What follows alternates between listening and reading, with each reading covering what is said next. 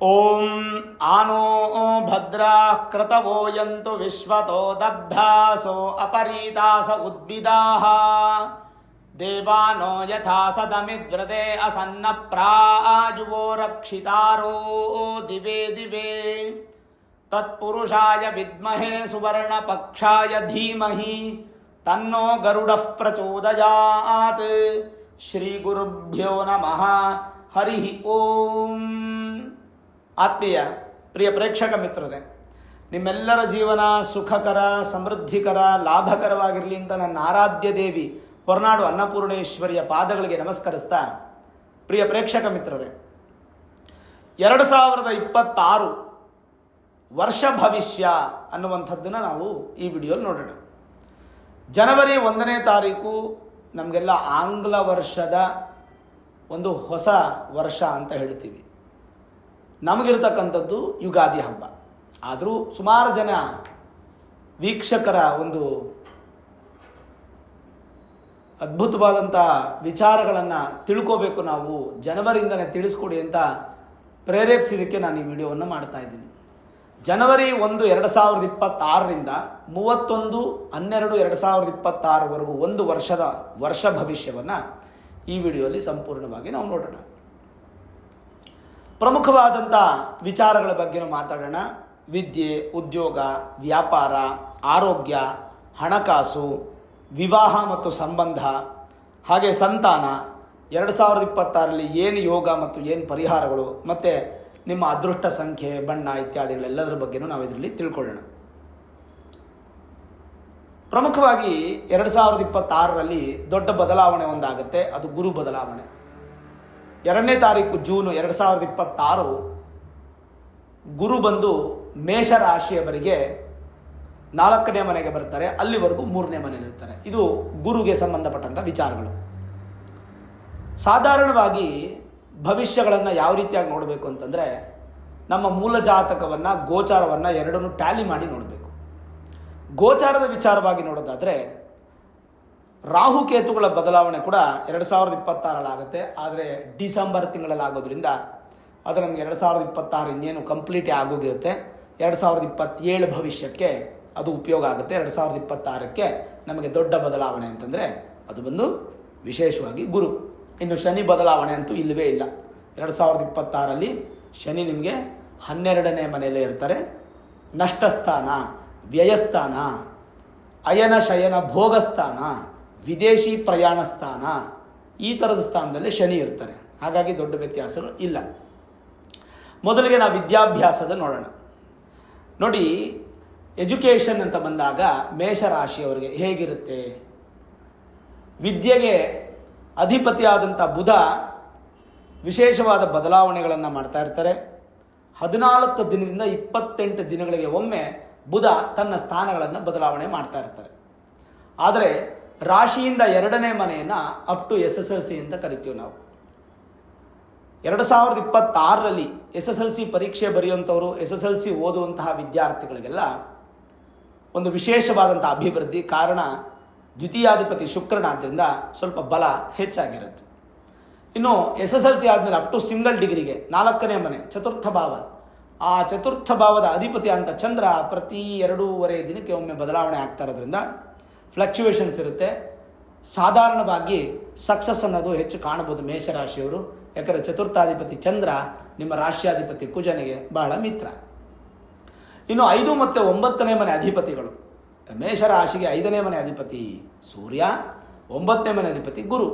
ಸೂರ್ಯ ಮತ್ತು ಗುರುವಿನ ಸ್ನೇಹ ಸಂಬಂಧದಲ್ಲಿ ಪೋಸ್ಟ್ ಗ್ರ್ಯಾಜುಯೇಷನ್ ಅನ್ನೋಂಥ ಯೋಗನೂ ತುಂಬಾ ಚೆನ್ನಾಗಿರುತ್ತೆ. ಆದರೆ ಒಂದು ವಿಶೇಷವಾದಂಥ ವಿಚಾರ ಏನಂದರೆ, ಏಪ್ರಿಲ್ ತಿಂಗಳಲ್ಲಿ ಯಾರ್ಯಾರು ಗೌರ್ಮೆಂಟ್ ಎಕ್ಸಾಮ್ಸ್ ಬರಿತಾ ಇರ್ತೀರ, ಮೇಷರಾಶಿಯವರು ಯಾರ್ಯಾರು ಗೌರ್ಮೆಂಟ್ ಎಕ್ಸಾಮ್ಸ್ ಬರಿತಾ ಇರ್ತೀರೋ ಅಂಥವ್ರಿಗೆ, ಮೇಷರಾಶಿಯವರಿಗೆ ಏಪ್ರಿಲ್ ತಿಂಗಳು 15ರಿಂದ ಮೇ 15 ತುಂಬಾ ಚೆನ್ನಾಗಿರುತ್ತೆ, ಅದ್ಭುತವಾಗಿರುತ್ತೆ. ಆ ಸಮಯದಲ್ಲಿ ಎಕ್ಸಾಮ್ಸ್ ಎಲ್ಲ ಬರೆಯೋದ್ರಿಂದ ನಿಮಗೆ ಗ್ರ್ಯಾಂಡ್ ಸಕ್ಸಸ್ ಆಗುತ್ತೆ. ಈವನ್ ಪೋಸ್ಟ್ ಡಾಟು, PhD ಯಾವ ಥರದ ವಿದ್ಯಾಭ್ಯಾಸಕ್ಕೂ ಕೂಡ ಯಾವುದೇ ಥರದ ಅಡೆತಡೆಗಳು ಮೇಷರಾಶಿಯವರಿಗೆ ಕಾಣ್ತಾ ಇಲ್ಲ. 7.5 ವಿದ್ಯಾಭ್ಯಾಸಕ್ಕೆ ಏನು ತೊಂದರೆ ಆಗೋದಿಲ್ಲ, ನೀವು ಭಯಪಡೋ ಅವಶ್ಯಕತೆ ಇಲ್ಲ. ಒಟ್ಟಾರೆ ಮೇಷರಾಶಿಯವರಿಗೆ ಎಜುಕೇಷನ್ ಸಂಬಂಧಪಟ್ಟಂಥ ಯಾವುದೇ ತೊಂದರೆಗಳು ಕೂಡ ನಮಗೆ ಕಾಣೋದಿಲ್ಲ. ಮೇಷರಾಶಿಯವರಿಗೆ ನಿಮ್ಮ ಪ್ರಯತ್ನ ಸ್ವಲ್ಪ ಬಲಿಷ್ಠವಾಗಿರಬೇಕು. ನೀವು ಪ್ರಯತ್ನ ಪಡಲಿಲ್ಲ ಅಂದರೆ ಫಲ ಸಿಗೋದಿಲ್ಲ. ಗ್ರಹಗಳು ನಿಮ್ಗೆ ಸಪೋರ್ಟ್ ಮಾಡುತ್ತಷ್ಟೇ, ನಿಮ್ಮ ಪೆನ್ ಹಿಡ್ಕೊಂಡು ಎಕ್ಸಾಮ್ ಬರೆಯಲ್ಲ. ಎಜುಕೇಷನ್ ರಿಲೇಟೆಡ್ ಆಗಿ ಯಾವುದೂ ಪರಿಹಾರಗಳು ಬೇಕಾಗಿಲ್ಲ. ಇನ್ನು ಎರಡನೇದಾಗಿ ಜಾಬ್ ಅಂದರೆ ಉದ್ಯೋಗ. ಯಾವಾಗ ಮೇಷರಾಶಿಯವರಿಗೆ ಸಾಡೆ ಸಾತಿ ಪ್ರಾರಂಭ ಆಯಿತು ನೋಡಿ, 2026 ಬಗ್ಗೆ ಮಾತಾಡ್ತಾ ಇದ್ದೀವಿ. 2025 ಮಾರ್ಚ್ 28ನೇ ತಾರೀಕಿಗೆ ಸಾಡೆ ಸಾತಿ ಪ್ರಾರಂಭ ಆಯಿತು ಮೇಷರಾಶಿಯವರಿಗೆ. ಕರ್ಮಕಾರಕ ಯಾರು ಅಂದರೆ ಶನಿ. ಹೌಸ್ ಆಫ್ ಜಾಬ್ ಯಾರು ಅಂತಂದರೆ 10th ಹೌಸ್. ದಶಮಾಧಿಪತಿನೂ ಶನಿನೇ, ಕರ್ಮಕಾರಕನೂ ಶನಿನೇ. ಮೇಷರಾಶಿಯವರಿಗೆ ಉದ್ಯೋಗಕ್ಕೆ ಕಾರಕ ಸ್ಥಾನಾಧಿಪತಿ ಎರಡೂ ಶನಿ ಆದ್ದರಿಂದ, ಆ ಶನಿ 12ನೇ ಮನೆಯಲ್ಲಿರೋದ್ರಿಂದ ವಿದೇಶದಲ್ಲಿ ಜಾಬನ್ನು ಪಡ್ಕೊಳ್ಳುವಂಥ ಯೋಗ ಇದೆ. ಯಾರಿಗೆ? ಮೇಷರಾಶಿಯವರಿಗೆ.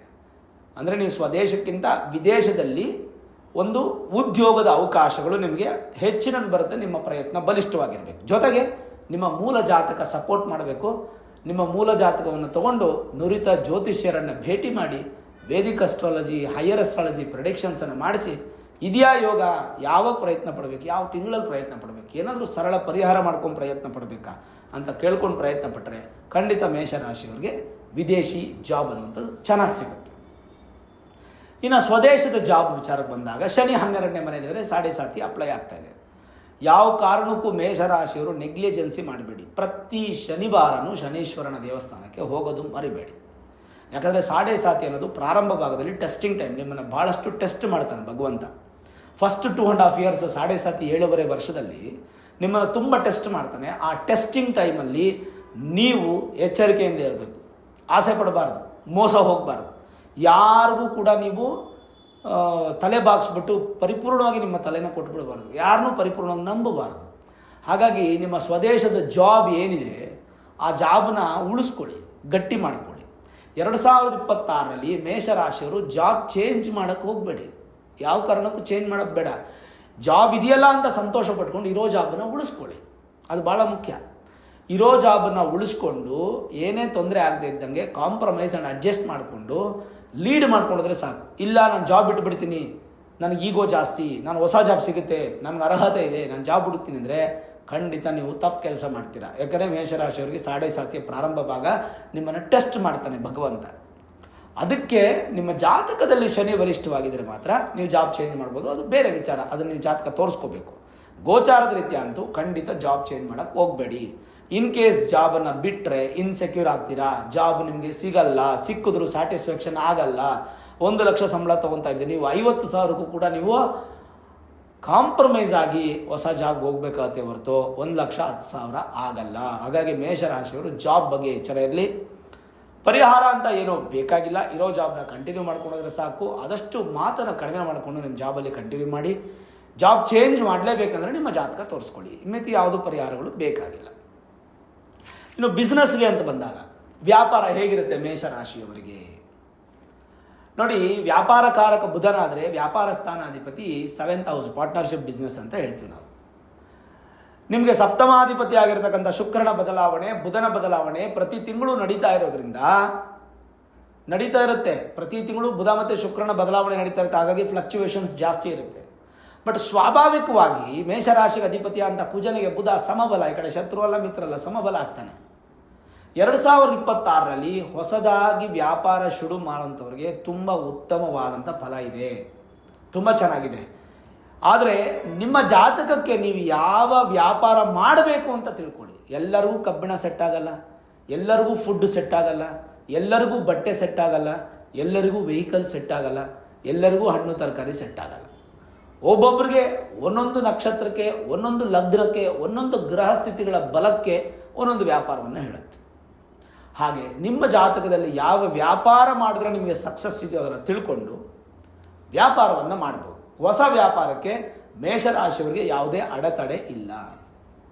ಎಕ್ಸಿಸ್ಟಿಂಗ್ ವ್ಯಾಪಾರ, ಈಗಾಗಲೇ ವ್ಯಾಪಾರ ಮಾಡ್ತಾ ಇದ್ದೀನಿ, ಇದ್ರದ್ದೇನಾದರೂ ನಾನು ಇನ್ನೂ ಅಭಿವೃದ್ಧಿ ಮಾಡ್ಬೋದು ಅಂದರೆ ಎಸ್, ಬ್ರ್ಯಾಂಚನ್ನು ಓಪನ್ ಮಾಡ್ಬೋದು, ಇನ್ನೊಂದು ಬ್ರ್ಯಾಂಚನ್ನು ಓಪನ್ ಮಾಡ್ಬೋದು, ಬಿಸ್ನೆಸ್ ಎಕ್ಸ್ಪ್ಯಾನ್ಷನನ್ನು ಮಾಡ್ಬೋದು.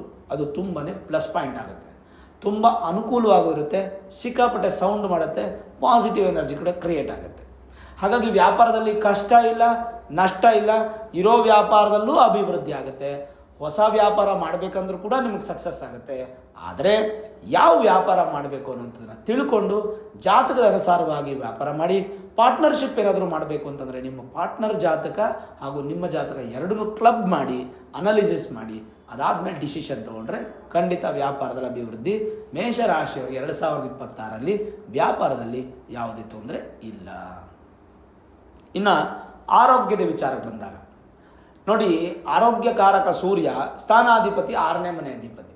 ಆದರೆ ಮೇಷರಾಶಿಯವರಿಗೆ ಸೂರ್ಯ ಮಿತ್ರನಾಗ್ತಾನೆ. ಈ ಮೇಷರಾಶಿಯವರಿಗೆ ಆರೋಗ್ಯದಲ್ಲಿ ಯಾವ ಸಮಸ್ಯೆಗಳು ಬರಬಹುದು ಅನ್ನುವಂಥದ್ದನ್ನು ನಾವು ತಿಳ್ಕೊಳ್ಳೋದಾದರೆ, ಸಾಧಾರಣವಾಗಿ ಕಿವಿ ಸಂಬಂಧಪಟ್ಟಂಥ ಸಮಸ್ಯೆಗಳು ಬರಬಹುದು. 2026ರಲ್ಲಿ ಮೇಷರಾಶಿಯವರಿಗೆ ಕಿವಿ ಸಂಬಂಧಪಟ್ಟಂಥ ಸಮಸ್ಯೆ, ಮೂಗಿನ ಸಂಬಂಧಪಟ್ಟಂಥ ಸಮಸ್ಯೆ, ಗಂಟಲಿನ ಸಂಬಂಧಪಟ್ಟಂಥ ಸಮಸ್ಯೆ, ಈ 3 ಸಮಸ್ಯೆಗಳು ಹೆಚ್ಚು ಕಾಣಬಹುದು. ಯಾಕೆಂದರೆ ಇನ್ನೂ ಹೇಳಬೇಕಂದ್ರೆ ಪ್ರಾರಂಭದ ಭಾಗ 7.5 ಅಂದರೆ ತಲೆಯಿಂದ ಎದೆ, ಆಮೇಲೆ ಮಧ್ಯಭಾಗ ಅಂದರೆ ಎದೆಯಿಂದ ತೊಡೆ, ಅಂತ್ಯಭಾಗ ಅಂದರೆ ತೊಡೆಯಿಂದ ಪಾದ. ಯಾವುದು 7.5 2.5 ನಮ್ಮ ದೇಹನ ಹಾಗೆ 3 ವಿಭಜನೆ ಮಾಡ್ಕೊಂಡ್ಬಿಟ್ಟಿದೆ. 7.5 ಇರೋದ್ರಿಂದ ನಿಮಗೆ ಆರೋಗ್ಯದಲ್ಲಿ ತೊಂದರೆ ಅಂತ ಅಲ್ತಲ್ಲ. ಕಿವಿ, ಮೂಗು, ಗಂಟ್ಲು ಈ 3 ಸಂಬಂಧಪಟ್ಟಂಥ ಇಶ್ಯೂಸ್ ನಿಮಗೆ ಜಾಸ್ತಿ ಆಗ್ಬೋದು ಬಂದರೆ.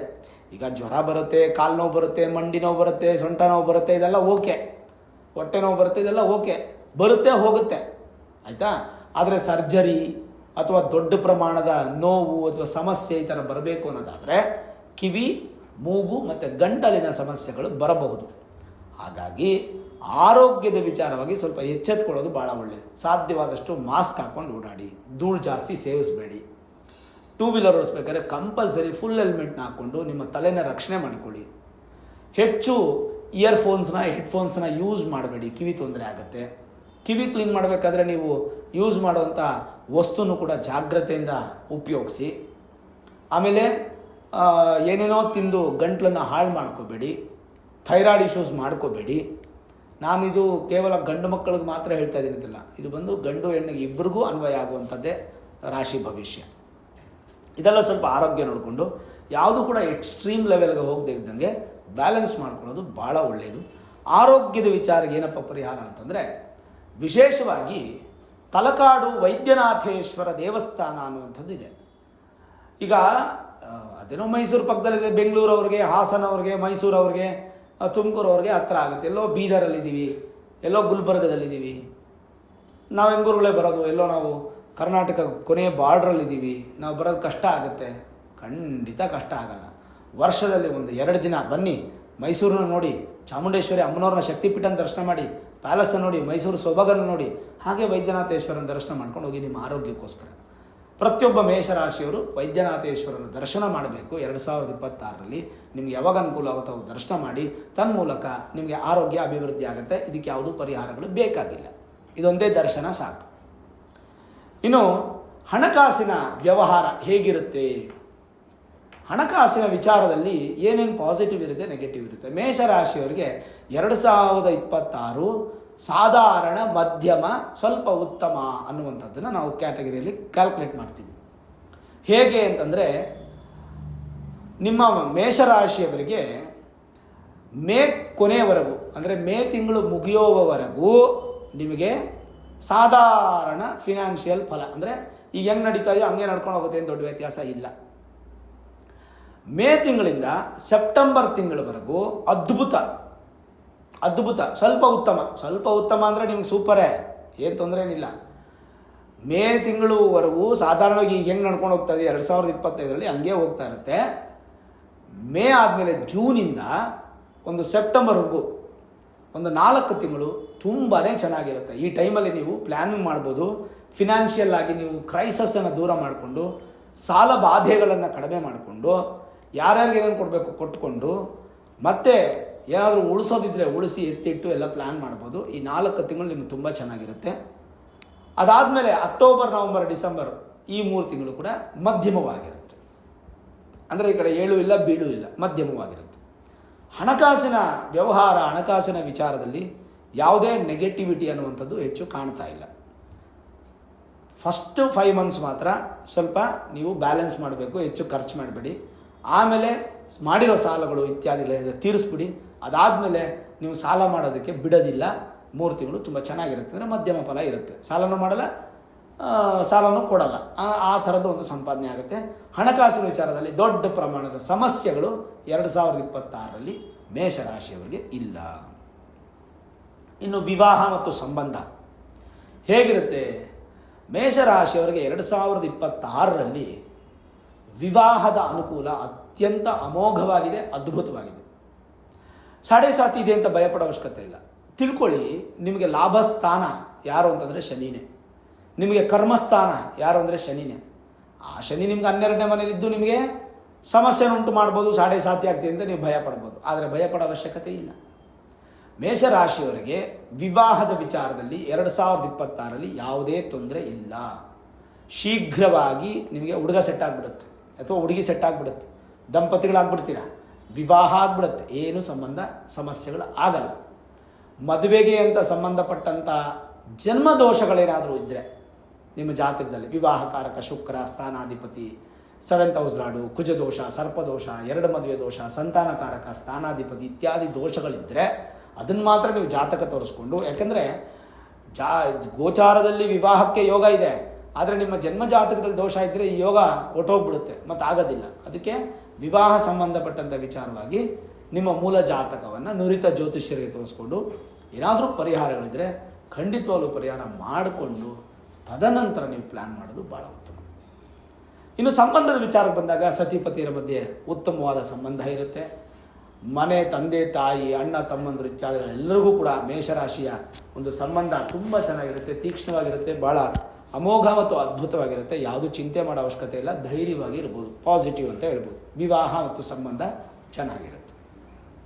ಇನ್ನು ಸಂತಾನ ಅಪೇಕ್ಷಿತ ದಂಪತಿಗಳಿಗೆ 2026ರಲ್ಲಿ ಜನವರಿಯಿಂದ ಮೇವರೆಗೂ ಮಧ್ಯಮ ಫಲ. ಇನ್ ಕೇಸ್ ಭಗವಂತನ ಆಶೀರ್ವಾದ ಇದ್ದರೆ ಸಂತಾನ ಆಗ್ಬೋದು, ಗರ್ಭವತಿ ಆಗ್ಬೋದು. ಹಾಗಿಲ್ಲ ಅಂದರೆ ಮೇ ಎಂಡ್ ಆಗೋದ್ಮೇಲೆ ಜೂನಿಂದ ಗುರು ಸುಖ ಸ್ಥಾನದಲ್ಲಿರ್ತಾರೆ, ಸುಖ ವೃದ್ಧಿ ಆಗುತ್ತೆ. ಸಾಧಾರಣವಾಗಿ ಸಂತಾನ ಅನ್ನುವಂಥದ್ದು ನಿಮ್ಗೆ ಅಪೇಕ್ಷೆ ಆಗುತ್ತೆ. ಯಾರ್ಯಾರು ಸಂತಾನಕ್ಕೆ ಪ್ಲ್ಯಾನ್ ಮಾಡ್ತಾ ಇದ್ದೀರೋ ಸೆಕೆಂಡ್ ಹಾಫಲ್ಲಿ ಪ್ಲ್ಯಾನ್ ಮಾಡಿ. ಅಂದರೆ ಜೂನಿಂದ ಡಿಸೆಂಬರ್ವರೆಗೂ ಯಾವಾಗ ಬೇಕಾದ್ರೂ ಪ್ಲ್ಯಾನ್ ಮಾಡ್ಬೋದು. ಸಂತಾನಕ್ಕೆ ತೊಂದರೆ ಇಲ್ಲ, ಯಾವುದೇ ದೋಷ ಇಲ್ಲ, ಪರಿಹಾರಗಳು ಅವಶ್ಯಕತೆ ಇಲ್ಲ. ಈ ಸಂತಾನ ಆಗೋದೇ ಇಲ್ಲ ಆಸ್ ಪರ್ ಮೆಡಿಕಲ್ ಟರ್ಮ್ಸ್ ಪ್ರಕಾರ ಅನ್ನೋರಿಗೆ IVF, IUI ಈ ಥರದ್ದು ಏನಾದರೂ ಮಾಡಬೇಕು ಅಂದರೆ ಅದು ಕೂಡ ಜೂನಿಂದ ಪ್ರಾರಂಭ ಮಾಡ್ಬೋದು. ಅಲ್ಲಿವರೆಗೂ ಬೇಡ. ನ್ಯಾಚುರಲ್ ಆಗಿ ಟ್ರೈ ಮಾಡೋರಿಗೆ ಮೇ ಎಂಡ್ವರೆಗೂ ನೀವು ಟ್ರೈ ಮಾಡ್ಕೊಳ್ಳಿ. ಸಿಕ್ಕಿದ್ರೆ ಅದೃಷ್ಟ, ಭಗವಂತನ ಆಶೀರ್ವಾದ. ಇಲ್ಲಾಂದರೆ ಜೂನಿಂದ ಖಂಡಿತ ನಿಮ್ಗೆ ಆಗುತ್ತೆ ಸಂತಾನ ಸಂಬಂಧಪಟ್ಟಂಥ ಯಾವುದೇ ಪರಿಹಾರಗಳು ಅವಶ್ಯಕತೆ ಇಲ್ಲ. ಇನ್ನು 2026ರಲ್ಲಿ ಏನು ಯೋಗ ಬರುತ್ತೆ, ಏನು ಪರಿಹಾರ ಮಾಡಬೇಕು ಅಂತಂದರೆ, ಮೇಷರಾಶಿಯವರಿಗೆ ಒಂದು ಸರ್ಟನ್ ಟೈಮಲ್ಲಿ ಒಂದು ರುಚಕ ಯೋಗ ಬರುತ್ತೆ. ಕುಜ ನಿಮ್ಮ ಸ್ವಂತ ಮನೆಗೆ ಬಂದಾಗ. ಇನ್ನು ಗುರು ನಿಮಗೆ 4ನೇ ಮನೆಗೆ ಬರೋದ್ರಿಂದ ಉಚ್ಚಸ್ಥಾನ ಆಗಿ ಕೇಂದ್ರ ಸ್ಥಾನ, ನಿಮ್ಮ ರಾಶಿಯಿಂದ ಕೇಂದ್ರ ಸ್ಥಾನಕ್ಕೆ ಬರೋದ್ರಿಂದ ಜೂನ್ ನಂತರ ಒಂದು ಹಂಸ ಯೋಗ ಅನ್ನುವಂಥ ಒಂದು ಯೋಗ ಸಿಗುತ್ತೆ. ಆ ಹಂಸ ಯೋಗದಿಂದ ನಿಮಗೆ ಧನ ಅಂದರೆ ಹಣ, ಸಂತಾನ, ಮಕ್ಕಳು ಹುಟ್ಟೋದು, ಶುಭ ಕಾರ್ಯ, ಮನೆಯಲ್ಲಿ ಶುಭ ಕಾರ್ಯಗಳಾಗೋದು ಮತ್ತು ಸ್ವಗೃಹ, ಸ್ವಂತ ಮನೆ ಕಟ್ಟುವಂಥ ಯೋಗ, ಈ ಯೋಗಗಳು ಸಿಗುತ್ತೆ. 2026ರಲ್ಲಿ ಏನು ಪರಿಹಾರಗಳಿದೆಯಾ ಅಂದರೆ ಖಂಡಿತ ಪರಿಹಾರಗಳು ಅವಶ್ಯಕತೆ ಇಲ್ಲ. ಪ್ರತಿ ಶನಿವಾರ ಶನಿ ದೇವಸ್ಥಾನಕ್ಕೆ ಹೋಗಿ ತಿಂಗಳಿಗೊಮ್ಮೆ ತೈಲಾಭಿಷೇಕ ಮಾಡಿ, ಇದೇ ಪರಿಹಾರ. ಇನ್ನೇನು ಪರಿಹಾರ ಬೇಕು? ಇನ್ನೇನು ಅವಶ್ಯಕತೆ ಇಲ್ಲ. ಇನ್ನು ಈ ಒಂದು 2026ರಲ್ಲಿ ನಿಮಗೆ ಅದೃಷ್ಟದ ಒಂದು ಬಣ್ಣ ಯಾವುದು ಅಂತಂದರೆ ಕೆಂಪು, ಅಂದರೆ ನಿಮಗೆ full red, coral red, yellow, white, ಈ 4 ಕೂಡ ನಿಮಗೆ ಅದೃಷ್ಟದ ಬಣ್ಣಗಳು. ಅದೃಷ್ಟದ ಸಂಖ್ಯೆ 91. ನಿಮ್ಮ ಅದೃಷ್ಟದ ಸಂಖ್ಯೆ 91. ಇನ್ನು ಅದೃಷ್ಟದ ದಿನಗಳು ನಿಮಗೆ ಗುರುವಾರ ಹಾಗೂ ಭಾನುವಾರ. ಅದೃಷ್ಟದ ದಿಕ್ಕು ಪೂರ್ವ ಮತ್ತು ಉತ್ತರ. ಅದೃಷ್ಟದ ದೇವರು ಸುಬ್ರಹ್ಮಣ್ಯ ಮತ್ತು ಗರುಡ. ಸುಬ್ರಹ್ಮಣ್ಯನ ಮತ್ತು ಗರುಡನ್ನು ಆರಾಧನೆ ಮಾಡಿದರೆ ತುಂಬ ಒಳ್ಳೆಯದು. ಇನ್ನು ಹಾಗಾದರೆ ಮೇಷರಾಶಿಯವರಿಗೆ ಎಷ್ಟು ದೊಡ್ಡ ಭಾಗ್ಯಗಳು ಬರ್ಬೋದು? ಮುಖ್ಯವಾಗಿ ನಿಮ್ಮ ಜಾಬ್, ನಿಮ್ಮ ಬಿಸ್ನೆಸ್ ಮತ್ತು ನಿಮ್ಮ ಹೆಲ್ತು ಮತ್ತು ನಿಮ್ಮ ಸಂಬಂಧ ಹೇಗಿರುತ್ತೆ ಅನ್ನುವಂಥದ್ದನ್ನು ನೋಡೋದಾದರೆ, ಚತುರ್ಥ ಭಾವ ಮತ್ತು ಏಕಾದಶ ಭಾವದಲ್ಲಿರ್ತಕ್ಕಂಥ ರಾಹುವಿನ ಫಲ. ರಾಹು ಈ ವರ್ಷ ಪೂರ್ತಿ 11ನೇ ಮನೆಯಲ್ಲೇ ಇರ್ತಾರೆ. ರಾಹು 11ನೇ ಮನೆಯಲ್ಲಿದ್ದಾಗ ಏನು ಫಲವನ್ನು ಕೊಡ್ತಾರೆ? ಸಾಧಾರಣವಾಗಿ ರಾಹುವಿನ ಫಲವನ್ನು ಯಾರೂ ಅಪೇಕ್ಷೆ ಪಡೋಕ್ಕಾಗಲ್ಲ. ಸಿಕ್ಕಾಪಟ್ಟೆ ಸ್ಟ್ರಾಂಗು. ಆ್ಯಶ್ ಅಲ್ವಾ? ಆ್ಯಶ್ ಅಂದರೆ ಹೊಗೆ ಬಣ್ಣ. ಯಾರಿಗೂ ಕಂಡಿಡಿಯೋಕ್ಕೆ ಆಗಲ್ಲ ರಾಹುವಿನ ಸಂಚಲನೆ ಹೆಂಗಿರುತ್ತೆ ಅಂತ ಗೊತ್ತಾಗೋದೇ ಇಲ್ಲ.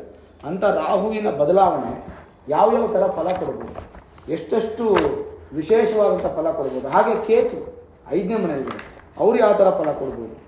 ಮೊದಲಿಗೆ ರಾಹು ಏಕಾದಶದಲ್ಲಿದ್ದಾಗ ಈ ವರ್ಷ ಪೂರ್ತಿ ನಿಮ್ಮ ಹಿರಿಯರ ಆಶೀರ್ವಾದ ನಿಮಗೆ ತುಂಬ ಚೆನ್ನಾಗಿ ಸಿಗುತ್ತೆ. ಮಹಾಶಕ್ತಿ ಯೋಗ ಆಗುತ್ತೆ, ಧೈರ್ಯ ಹೆಚ್ಚಾಗುತ್ತೆ, ಸಾಹಸ ಹಾಗೂ ಅಮಿತವಾದ ಬಲ ಅನ್ನೋದು ಅಭಿವೃದ್ಧಿ ಆಗುತ್ತೆ. ಯಾರ್ಯಾರು IT, AI, ML ಈ ಥರದ್ದು ಏನೇನು ಮಾಡ್ತಾ ಇದ್ದೀರಾ, information science, information technology, artificial intelligence, machine learning, hackers, computer applications, computer related courses, ಇದೆಲ್ಲ ತುಂಬ ಚೆನ್ನಾಗಿರುತ್ತೆ. ರಸಾಯನಶಾಸ್ತ್ರ ಭಾಳ ಚೆನ್ನಾಗಿರುತ್ತೆ. ಅಂದರೆ ಜರ್ನಲಿಸಮ್ ಮತ್ತು ಪೊಲೀಸ್, CBI, ಡಿಟೆಕ್ಟಿವ್ಸ್ ಅವ್ರಿಗೆಲ್ಲ ತುಂಬ ಚೆನ್ನಾಗಿರುತ್ತೆ ಈ ವರ್ಷ. ವಿಶೇಷ ಜ್ಞಾನ ಅಭಿವೃದ್ಧಿ ಆಗುತ್ತೆ. ಸ್ವಲ್ಪ ನಾನು ಆಗಲೇ ಹೇಳಿದೆ ಎಡಕಿವಿ ಮತ್ತು ಗಂಟಲು ನೋವು ಸಮಸ್ಯೆ ಬರುತ್ತೆ, ಅದಿದೆ. ರಾಜಕೀಯ ಕ್ಷೇತ್ರದಲ್ಲಿ ಅಭಿವೃದ್ಧಿ ಸಾಧ್ಯತೆ ಮೇಷರಾಶಿಯವರಿಗೆ. ಸಾಮಾಜಿಕ ಕ್ಷೇತ್ರದಲ್ಲಿ ಕೂಡ ಯಶಸ್ಸನ್ನು ಪಡಿಬೋದು. ಯಾವುದೇ ಕಾರಣಕ್ಕೂ ನೆಗೆಟಿವ್ ಪ್ಲ್ಯಾಟ್ಫಾರ್ಮ್ಗೆ ಹೋಗಬೇಡಿ. ಈ ವರ್ಷದಲ್ಲಿ ಸ್ವಲ್ಪ ನಿಮಗೆ ದುಡ್ಡು ಜಾಸ್ತಿ ಮಾಡಿಬಿಡ್ಬೇಕು, ಬೇಗ ಶ್ರೀಮಂತ ಆಗಿಬಿಡ್ಬೇಕು, ಜೂಜ್ ಆಡ್ಬಿಡೋಣ, ಲಾಟ್ರಿ ಟಿಕೆಟ್ ತೊಗೊಂಡ್ಬಿಡೋಣ, ಕೆಸಿನೋ ಆಡ್ಬಿಡೋಣ, ಈ ಥರ ಎಲ್ಲ ಆಸೆಗಳು ಉತ್ಪತ್ತಿ ಆಗುತ್ತೆ. ಆಸೆನೆಲ್ಲ ಕಂಟ್ರೋಲ್ ಮಾಡ್ಕೊಳ್ಳಿ, ಬೇಡ, ಆ ನೆಗೆಟಿವ್ಗೆ ಹೋಗಬೇಡಿ. ಅದು ತುಂಬ ಇಂಪಾರ್ಟೆಂಟ್. ನಿಮ್ಗೆ ಸಕ್ಸಸ್ ಆಗುತ್ತೋ ಫೇಲ್ಯೂರ್ ಆಗುತ್ತೋ ಸೆಕೆಂಡ್ರಿ, ಆದರೆ 100ರಲ್ಲಿ ಪ್ರಮಾಣ 95 ಜನಕ್ಕೆ ಫೇಲ್ಯೂರೇ ಆಗುತ್ತೆ. ಬೇಡ, ಹೋಗಬೇಡಿ. ನಿಮಗೆ ಉತ್ತೇಜನ ಕೊಡ್ತದೆ, ಅದೇ ರಾಹು. ಇನ್ನು ಮೇಷರಾಶಿಯವರಿಗೆ ಸುಖಸ್ಥಾನಕ್ಕೆ ಬರುವಂಥ ಗುರು. ಸುಖಸ್ಥಾನಕ್ಕೆ ಗುರು ಬಂದಾಗ ಏನಾಗುತ್ತೆ? ಸಾಧಾರಣವಾಗಿ ಸುಖಸ್ಥಾನ ಅಂದರೆ ಸುಖ ಪಡಲೇಬೇಕು ಕಂಡ್ರೆ. ಬಂದವು ಮಾತ್ರ ಸಹೃದ ವೃಕ್ಷ ಸ್ತ್ರೀ ಸೌಖ್ಯ ಧನಾನ್ವಿತ. ಏನು ಹೇಳುತ್ತೆ? ಚತುರ್ಥದ ಗುರುವಿನಿಂದ ತಾಯಿ, ಮಿತ್ರರು, ಮಕ್ಕಳು, ಸ್ತ್ರೀ ಸಂಪತ್ತು, ಸುಖಗಳು ಎಲ್ಲ ಉಂಟಾಗುತ್ತೆ, ಎಲ್ಲ ಸಿಗುತ್ತೆ. ವಿಶೇಷವಾಗಿ ಸುಖಿ ಎನ್ನುವಂತಹ ಒಂದು ಪದವನ್ನು ಹೇಳುತ್ತೆ. ಅತಿಥಿ ಸತ್ಕಾರರಾಗ್ತೀರಾ. ರಾಜರು ನಿಮ್ಮನ್ನು ಕರೆದು ನಿಮಗೆ ಸನ್ಮಾನ ಮಾಡ್ತಾರೆ. ಅಂದರೆ ಈ ಕಾಲಕ್ಕೆ CM, PM ಅಥವಾ ಗವರ್ನರು, MLA, MP, ಕಾರ್ಪೊರೇಟ್ರು ಈ ಥರ ಯಾರನ್ನು ಕರೆದು ನಿಮ್ಮನ್ನು ಗೌರವ ಶಾಲ್ ಹಾಕಿ, ಹೂನಾರ್ ಹಾಕಿ, ಪೇಟೆ ಇಟ್ಟು ನಿಮಗೆ ಗೌರವ ಕೊಡ್ತಾರೆ. ಮತ್ತು ಬಂಧುಗಳಿಂದ ಮಾನ್ಯರು ಎಲ್ಲರೂ ನಿಮ್ಮನ್ನು ವ್ಯಾಲ್ಯೂಸ್ ಕೊಡ್ತಾರೆ. ಭಾಳ ಚೆನ್ನಾಗಿದೆ ಮೇಷರಾಶಿ ಈ ವರ್ಷ ಅಲ್ವಾ? ತುಂಬ ಚೆನ್ನಾಗಿದೆ. ಅಧಿಕವಾದ ವಾಹನ ಭೋಗ ಭಾಗ್ಯ ಉಳ್ಳವರಾಗ್ತೀರ. ಅಶ್ವ ಅಂದರೆ ವಾಹನ ಅಂತ ತೊಗೋಬೋದು ಈ ಕಾಲಕ್ಕೆ. ಹಿಂದಿನ ಕಾಲದಲ್ಲಿ ಕುದುರೆ ಅಂದರೆ ವಾಹನ ಆಗಿತ್ತು. ಮತ್ತು ಪೂಜೆ, ಕ್ಷೇತ್ರ ದರ್ಶನ, ದೇವಾಲಯಗಳ ದರ್ಶನ, ಗುರುಗಳ ಆಶೀರ್ವಾದ ಪಡ್ಕೊಳ್ಳೋದು, ಇದೆಲ್ಲ ತುಂಬ ಚೆನ್ನಾಗಿರುತ್ತೆ. ಜೊತೆಗೆ ಮಾನಸಿಕ ನೆಮ್ಮದಿ ನಿಮಗೆ ಸಿಗುತ್ತೆ. ಇದೊಂದೇನಾ? ಆದರೆ ಶನಿ 12ನೇ ಮನೆಗಿದ್ದಾರಲ್ಲ, ಸ್ವಲ್ಪ ಕಿರಿಕಿರಿನ ಉಂಟು ಮಾಡ್ತಾರೆ. ಆ ಕಿರಿಕಿರಿನೆಲ್ಲ ನೀವು ತಡ್ಕೋಬೇಕು, ಬ್ಯಾಲೆನ್ಸ್ ಮಾಡಬೇಕು. ನೋಡಿ, ಬ್ಯಾಲೆನ್ಸ್ ಮಾಡೋದು ಅನ್ನೋದು ಭಾಳ ಇಂಪಾರ್ಟೆಂಟ್. ಜೀವನನೇ ಒಂದು ಬ್ಯಾಲೆನ್ಸ್. ಹಾಗಾಗಿ ನೀವು ಬ್ಯಾಲೆನ್ಸ್ ಮಾಡಲೇಬೇಕು. ಅದು ಖಂಡಿತ ನಿಮಗೆ ಭಾಳ ಇಂಪಾರ್ಟೆಂಟ್. ಇದ್ರ ಸಂಬಂಧಪಟ್ಟಾಗೆ ನಾನೊಂದು ಮಹಾಯಾಗ ಮಾಡ್ತಾ ಇದ್ದೀನಿ. ಗುರು ಶಾಂತಿ ಮಹಾಯಾಗ ಅಂತ ಜೂನ್ 2ನೇ ತಾರೀಕು ನಾನು ಮಾಡ್ತಾ ಇದ್ದೀನಿ. 2026 ಜೂನ್ 2ನೇ ತಾರೀಕು ಗುರುಶಾಂತಿ ಮಹಾಯಾಗ ಮಾಡ್ತಾ ಇದ್ದೀನಿ. ಕೇವಲ ಗುರುಶಾಂತಿ ಮಹಾಯಾಗ ಅಲ್ಲ, ಪಂಚರುದ್ರ ಹೋಮ ಮಾಡ್ತಾ ಇದ್ದೀನಿ. ಸದ್ಯೋಜಾತ, ವಾಮದೇವ, ಅಘೋರ, ತತ್ಪುರುಷ, ಈಶಾನ ಅನ್ನುವಂತಹ ಪಂಚರುದ್ರ ಹೋಮ ಮಾಡ್ತಾ ಇದ್ದೀನಿ. ಗಣಪತಿ ಹೋಮ, ನವಗ್ರಹ ಹೋಮ, ಮೃತ್ಯುಂಜಯ ಹೋಮ, ಆಯುಷ್ಯ ಹೋಮ, ನಕ್ಷತ್ರ ಹೋಮ, ಅದರ ಜೊತೆಗೆ ವಿಶೇಷವಾಗಿ ಮಹಾಲಕ್ಷ್ಮಿ ಪ್ರಧಾನ ಹೋಮವನ್ನು, ಅಂದರೆ ಕಮಲ ಪುಷ್ಪ, ಜೇನುತುಪ್ಪವನ್ನು ಅದ್ದಿ ಆ ಲಕ್ಷ್ಮೀ ಶ್ರೀ ಸೂಕ್ತವನ್ನು ಹೇಳಿ ಹೋಮವನ್ನು ಮಾಡಿದ್ದು. ಇದು ಬಹಳ ವಿಶೇಷವಾಗಿರ್ತಕ್ಕಂಥ ಒಂದು ಹೋಮ. ಈ ಹೋಮವನ್ನು ಮಾಡ್ತಾ ಇದ್ದೀನಿ. ಅದರ ಜೊತೆಗೆ ಗುರುಶಾಂತಿ ಮಹಾಯಾಗ ಸುಮಾರು 1 ಲಕ್ಷ ಸ್ವಾಹಾಕಾರದಲ್ಲಿ ಈ ಒಂದು ಮಹಾಯಾಗವನ್ನು ಮಾಡ್ತಾ ಇರ್ತಕ್ಕಂಥದ್ದು. ಇದೊಂದೇ ಅಲ್ಲ ವಿಶೇಷ. ಇದರ ಜೊತೆಗೆ ನಿಮಗೆ ಮನುಷ್ಯನ ಜಾತಕಕ್ಕೆ ಸಂಬಂಧಪಟ್ಟ ಏನೇನು ದೋಷಗಳು ಬರ್ಬೋದು ಆ ಎಲ್ಲ ದೋಷಗಳು ಪರಿಹಾರಕ್ಕೋಸ್ಕರ ಈ ಮಹಾಶಾಂತಿ ಯಾಗ ಮಾಡ್ತಾರೆ. ನವಗ್ರಹ 9 ಗ್ರಹದ ಹೋಮನೂ ಆಗುತ್ತೆ. ಈ ಹೋಮಕ್ಕೆ ನೀವು ಪಾಲ್ಗೊಳ್ಬೇಕು ಅಂತಂದರೆ ನೀವು ಸ್ಕ್ರೀನ್ ಮೇಲೆ ಕಾಣ್ತಾ ಇರ್ತಕ್ಕಂಥ ಒಂದು ನಂಬರ್ ಇದೆ 8431384001 ಈ ನಂಬರ್ಗೆ ನೀವು ಕಾಲ್ ಮಾಡಬೇಕು. ಕಾಲ್ ಮಾಡಿ ಅವ್ರ ಹತ್ರ ಮಾತಾಡಿ ವಾಟ್ಸಪ್ಪಲ್ಲಿ ನಿಮ್ಮ ಎಲ್ಲ ಡೀಟೇಲ್ಸನ್ನು ಕಳಿಸ್ಬೇಕು. ನಿಮ್ಮ ಗೋತ್ರ, ನಕ್ಷತ್ರ, ರಾಶಿ, ಹೆಸರು ಹಾಗೂ ನಿಮ್ಮ ಮನೆಯ ಸಂಪೂರ್ಣ ವಿಳಾಸ. ಯಾವುದೇ ಕಾರಣಕ್ಕೂ ವಿಳಾಸದಲ್ಲಿ ತಪ್ಪು ಮಾಡಬೇಡಿ. ಹಾಗೆ ಈ ಒಂದು ಪೂಜೆಗೆ 1001 ರೂಪಾಯಿ ಚಾರ್ಜ್ ಮಾಡುವಂಥದ್ದು. 1001 ರೂಪಾಯಿ ನೀವು ಹಣವನ್ನು ಪಾವತಿ ಮಾಡಿ ನೀವು ಡೀಟೇಲ್ಸ್ ಎಲ್ಲ ಕ್ಲೀನಾಗೆ ಇದನ್ನು ಫಿಲಪ್ ಮಾಡಬೇಕು. ವಾಟ್ಸಪ್ಪಲ್ಲಿ ಕಳಿಸ್ಬೇಕು. ಕಳಿಸಿದ ವಾಟ್ಸಪ್ಪಲ್ಲಿ ನಾವಿಲ್ಲಿ ಎಕ್ಸೆಲ್ ಶೀಟನ್ನು ಮಾಡಿಕೊಂಡು ಪ್ರತಿಯೊಬ್ಬರ ಹೆಸರಲ್ಲೂ ಸಂಕಲ್ಪ ಆಗುತ್ತೆ. ನೀವು ನೇರವಾಗೂ ಬರ್ಬೋದು. ಪ್ರತಿಯೊಬ್ಬರ ಹೆಸರಲ್ಲೂ ಸಂಕಲ್ಪ ಆಗುತ್ತೆ. ಇಷ್ಟೂ ಹೋಮಗಳಾಗಿ ಗುರುಶಾಂತಿ ಮಹಾಯಾಗ ಆಗಿ ಒಂದು ಕರುಂಗಲಿ ಮಾಲ ಅನ್ನುವಂಥದ್ದು ಶಿವಗುರು ಸಂಕೇತವಾಗಿರ್ತಕ್ಕಂಥದ್ದು ಕರುಂಗಲಿ ಮಾಲ. ಶಿವನ ಶಕ್ತಿ, ಗುರುವಿನ ಬಲ ಎರಡೂ ಸೇರಿರುವಂಥದ್ದು ಕರುಂಗಲಿ ಮಾಲ. ಒರಿಜಿನಲ್ ಕರುಂಗಲಿ ಮಾಲ, ಆ ಮಾಲೆಯ ಜೊತೆಗೆ ಸರ್ಟಿಫಿಕೇಟ್, ನಿಮಗೆ ಸರ್ಟಿಫಿಕೇಟ್ ಸಿಗುತ್ತೆ ಒರಿಜಿನಲ್ ಅಂತ. ಆ ಕರುಂಗಲಿ ಮಾಲೆಯನ್ನು ಪೂಜೆಯಲ್ಲೇ ಇಟ್ಟು ಪೂಜೆ ಮಾಡಿ, ಪೂಜೆ ಆದ ನಂತರ ಆ ಪೂಜೆಗೆ ಉಪಯೋಗಿಸಿದ ಅಕ್ಷತೆ ಪ್ರಸಾದದ ಸಮೇತವಾಗಿ ಕ್ಲೀನಾಗಿ ಬಾಕ್ಸ್ ಪ್ಯಾಕಿಂಗ್ ಮಾಡಿ ನೀವು ಕಳಿಸಿರ್ತೀರಲ್ಲ ಅಡ್ರೆಸ್ಸು, ಆ ಅಡ್ರೆಸ್ಗೆ ಕೊರಿಯರ್ ಮುಖಾಂತರ ಬರುತ್ತೆ. ಒಬ್ರಿಗೂ ಮಿಸ್ ಆಗಬಾರ್ದು ಅನ್ನೋ ಉದ್ದೇಶಕ್ಕೆ ಇದನ್ನು ವೆರಿ ಕ್ಲೀನ್ ಆ್ಯಂಡ್ ಪ್ಲ್ಯಾನ್ಡಾಗಿ ಮಾಡ್ತಾ ಇದ್ದೀವಿ. ಅದಕ್ಕೆ ಒಂದೇ ನಂಬರ್ ಕೊಟ್ಟಿದ್ದೀವಿ. ಆ ಒಂದೇ ನಂಬರ್ಗೆ ನೀವು ಫೋನ್ ಮಾಡಬೇಕು. ನೀವು ಅಮೌಂಟ್ ಹಾಕಿ ವಾಟ್ಸಪ್ಪಲ್ಲಿ ಡೀಟೇಲ್ಸ್ ಕಳಿಸ್ಕೊಟ್ರೆ ನಿಮ್ಮ ಹೆಸರು ನಮೂದಿ ಆಗುತ್ತೆ, ರಿಜಿಸ್ಟ್ರೇಷನ್ ಆಗುತ್ತೆ, ಹೋಮ ಆಗುತ್ತೆ, ಪೂಜೆ ಆಗುತ್ತೆ, ಪ್ರಸಾದ ಮನೆ ಖಂಡಿತ ಬರುತ್ತೆ. ಆ ಕರುಂಗಲಿ ಮಾಲೆನ ನೀವು ಕತ್ತಿಗೆ ಹಾಕ್ಕೊಂಡು ನೀವು ಆ ಎನರ್ಜಿಯನ್ನು ಎನರ್ಜೈಸ್ ಮಾಡ್ಕೋಬೋದು. 2026ರಲ್ಲಿ ನಿಮಗೆ ಮತ್ತಷ್ಟು ಬಲಿಷ್ಠವಾದ ಫಲ ಸಿಗೋದಕ್ಕೆ ಗುರುಶಾಂತಿ ಮಹಾಯಾಗವನ್ನು ಮಾಡ್ತಾ ಇರೋದು. ಈ ಯಾಗನ ನಾವು ಮಾಡ್ತಾ ಇರೋದು ಎಲ್ಲಪ್ಪ ಅಂತಂದರೆ ಶ್ರೀ ಲಕ್ಷ್ಮೀಕುಂಟೆ ಪ್ರಸನ್ನ ವೀರಾಂಜನೇಯ ಸ್ವಾಮಿ ದೇವಸ್ಥಾನ, ಅಲ್ಲೇ ಪ್ರಸನ್ನ ಶನೇಶ್ವರ ಸ್ವಾಮಿ ದೇವಸ್ಥಾನವೂ ಇದೆ, ಹಾಗೂ ರಾಜರಾಜೇಶ್ವರಿ ಅಮ್ಮನವರು ಅಲ್ಲೇ ನೆಲೆಸಿದ್ದಾರೆ. 3 ಪ್ರಧಾನ ಗರ್ಭಗೃಹ ಇರತಕ್ಕಂಥ ಒಂದು ದೇವಸ್ಥಾನ. ದೇವಸ್ಥಾನ ಎಲ್ಲಿ ಬರುತ್ತೆ ಅನ್ನುವಂಥ ಲೊಕೇಶನನ್ನು ಪಿನ್ ಮಾಡಿರ್ತೀವಿ. ಜೊತೆಗೆ ನಿಮಗೆ ಕಾರ್ ಪಾರ್ಕಿಂಗು ಕೂಡ ವ್ಯವಸ್ಥೆ ಇದೆ. ಬಂದಂಥವ್ರಿಗೆ ಪ್ರಸಾದ ಸ್ವೀಕರಣೆಗೂ ಕೂಡ ವ್ಯವಸ್ಥೆ ಇದೆ. ನಿಮಗೆ ಎಲ್ಲರಿಗೂ ಕಾಣುವಂಥ ರೀತಿಯಾಗಿ ಅವಕಾಶ ಮಾಡಿಕೊಡಲಾಗುತ್ತೆ. ಜೊತೆಗೆ ಆ ದೇವಸ್ಥಾನದ ಮೂಲ ವಿಗ್ರಹಗಳಿಗೆ ಗೋಪುರಕ್ಕೂ ಕೂಡ ಆ ಪೂಜೆಯ ಒಂದು ಕಲಶವನ್ನು ಅಭಿಷೇಕ ಮಾಡಿ ಆ ಭಗವಂತನ ಆಶೀರ್ವಾದ ಮತ್ತು ರಾಜರಾಜೇಶ್ವರಿ ಅನುಗ್ರಹ. ಅದೇ ಜಾಗದಲ್ಲೇ ವ್ಯಾಸರಾಜರದೊಂದು ವಿಶೇಷವಾದ ಗುಡಿ ಇದೆ, ಅರಳಿ ಮರ ಇದೆ. ನಿಮಗಲ್ಲಿ ತುಂಬ ವಿಶೇಷವಾದಂಥ ಒಂದು ಸ್ಥಳ. ಈ ಕ್ಷೇತ್ರದಲ್ಲಿ ಈ ಒಂದು ಮಹಾಯಾಗವನ್ನು ಮಾಡ್ತಾರೆ. ನೇರವಾಗಿ ಪ್ರತಿಯೊಬ್ಬರು ಬರ್ಬೋದು, ದುಡ್ಡು ಕೊಟ್ಟವರೇ ಬರಬೇಕು ಅಂತಿಲ್ಲ, ಸಾರ್ವಜನಿಕರು ಬರ್ಬೋದು. ಬಂದು ಪೂಜೆಯನ್ನು ನೋಡಿ ಪ್ರಸಾದವನ್ನು ಸ್ವೀಕಾರ ಮಾಡ್ಬೋದು. ಪ್ರತಿಯೊಬ್ಬರಿಗೂ ಪ್ರಸಾದ ಸ್ವೀಕರಣೆ ಇರುತ್ತೆ. ಈ ಮಹಾಯಾಗಕ್ಕೆ ನೀವು ಬರಬೇಕು ಅಂತಂದರೆ ನೀವು ಅತ್ತಿಬೆಲೆಗೆ ಬಂದು, ಅತ್ತಿಬೆಲೆಯಿಂದ ಜಸ್ಟ್ ಒಂದು 2.25 ಕಿಲೋಮೀಟ್ರ್, 2 ಕಿಲೋಮೀಟ್ರ್ ಒಳಗಡೆನೇ ಇದೆ ಅನಿಸುತ್ತೆ. ಅಲ್ಲಿಗೆ ನೀವು ನಿಮಗೆ ಹೆಂಗೂ ಗೂಗಲ್ ಮ್ಯಾಪ್ ಇರುತ್ತೆ, ಬರ್ಬೋದು. ಬಸ್ ಮುಖಾಂತರ ಬರೋರು ಅತ್ತಿಬೆಲೆ ಇಳಿದು ಆಟೋ ಹತ್ತಿದ್ರು ಕೂಡ ನೀವು ಬರ್ಬೋದು. ವಿಶೇಷವಾದಂಥ ಒಂದು ದೇವಸ್ಥಾನ. ಈ ದೇವಸ್ಥಾನದಲ್ಲಿ ಈ ಮಹಾಯಾಗ ಮಾಡಬೇಕಂತ ಡಿಸೈಡ್ ಮಾಡಿರೋದು ಭಗವಂತನ ಪ್ರೇರಣೆ, ರಾಜರಾಜೇಶ್ವರಿಯ ಒಂದು ಅನುಜ್ಞೆ ಆಗಿರೋದ್ರಿಂದ ಆ ಜಾಗದಲ್ಲಿ ನಾವು ಮಾಡ್ತಾ ಇದ್ದೀವಿ. ಈ ಒಂದು ಮಹಾಯಾಗಕ್ಕೆ ನೀವು 1001 ರೂಪಾಯಿನ ಕಟ್ಟಿ ಒಬ್ಬರಿಗೆ ನೀವು ನಮೂದನೆ ಮಾಡಿಕೊಂಡ್ರೆ ಕರುಂಗಲಿ ಮಾಲೆ ಪ್ರಸಾದ ನಿಮ್ಮ ಮನೆಗೆ ಬರುತ್ತೆ. ಪೋಸ್ಟಲ್ ಅಡ್ರೆಸ್ಸನ್ನು ಕರೆಕ್ಟಾಗಿ ಕೊಡಬೇಕು. ಸರಿ, ಇದ್ರ ಜೊತೆಗೆ ನಾನು ಈಗಾಗಲೇ ಹೇಳಿದೆ, ಏನು 9ನೇ ಮನೆಯ ಅಧಿಪತಿ 4ನೇ ಮನೆಯಲ್ಲಿದ್ದಾಗ ಏನು ಫಲ? ಚತುರ್ಥಾಧಿಪತಿ ಸುಖಸ್ಥಾನದಲ್ಲಿದ್ದರೆ ಏನು ಹೇಳುತ್ತೆ ಅಂತಂದರೆ, ಗೋವು ಕ್ಷೀರ ಎರಡು ನಿಮ್ಮ ಮನೇಲಿ ತುಂಬ ಇರುತ್ತಂತೆ. ಅಂದರೆ ಹಸು ಮತ್ತು ಹಾಲು, ಅಂದರೆ ಅಮೃತ ತುಂಬ ಇರುತ್ತೆ ನಿಮ್ಮ ಮನೆಯಲ್ಲಿ ಅಂತ. ಸರಿ, ಹಾಗಾದರೆ ಭಾಗ್ಯಾಧಿಪತಿಯು ಯಾರು? ಗುರು. ಭಾಗ್ಯಾಧಿಪತಿಯು ಚತುರ್ಥದಲ್ಲಿದ್ದಾಗ ಚತುರ್ಥ ಸ್ಥಿತಿಯಿಂದ ಪ್ರಬಲ ರಾಜಯೋಗ ಉಂಟಾಗುತ್ತದೆ. ಆತ ಶುಭನಾದರೆ ಪಿತ್ರಾರ್ಜಿತವಾದ ಭೂಮಿ, ಶುಭವಾದರೆ ಎಕ್ಸಾಲ್ಟೆಡ್ ಪೊಸಿಷನ್, ಉಚ್ಚಸ್ಥಾನ, ಇನ್ನೇನು ಶುಭ, 100% ಗ್ಯಾರಂಟಿ. ಪಿತ್ರಾರ್ಜಿತವಾದ ಭೂಮಿ, ಗೃಹ, ವಾಹನ, ಪಶು ಸಂಪತ್ತು ಪ್ರಾಪ್ತಿಯಾಗುತ್ತದೆ. ಮಾತೃಮೂಲದ ಭೂಮಿ ಅಥವಾ ಸಂಪತ್ತು ದೊರೆಯುತ್ತದೆ. ಅಥವಾ ನೀವು ನಿಮ್ಮ ಹೆಂಡತಿಯ ತವ್ರ ಮನೆಯಿಂದ ಕೂಡ ಆಸ್ತಿಯನ್ನು ಅನುಭವಿಸೋ ಯೋಗ ನಿಮ್ಗದು ಕೂಡ ಸಿಗುತ್ತೆ. ಕರುಣಾಮಯಿಯಾದ ತಾಯಿ ಹಾಗೂ ಪ್ರೀತಿ ಪಾತ್ರರಾದ ಬಂಧು ಮಿತ್ರರಿರುವರು.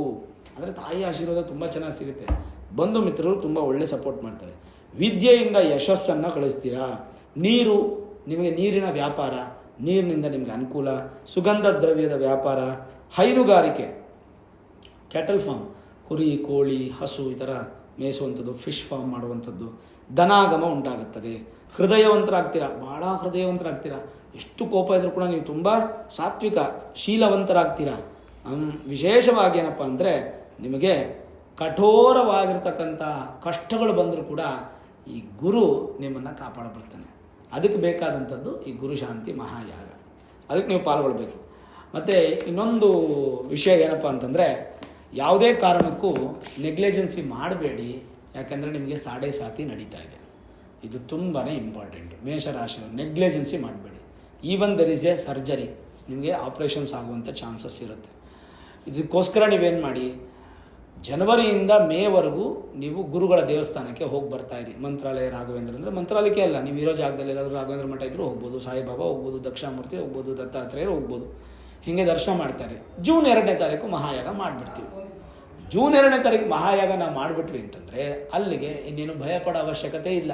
ಪೂಜೆ ಆಗುತ್ತೆ, ನಿಮ್ಮ ಹೆಸರಿಗೆ ಮಹಾಯಾಗ ಸಂಕಲ್ಪ ಆಗುತ್ತೆ. ಸಂಕಲ್ಪ ಆದಮೇಲೆ ಆ ಪ್ರಸಾದ ನಿಮ್ಮ ಮನೆಗೆ ಬಂದುಬಿಡುತ್ತೆ.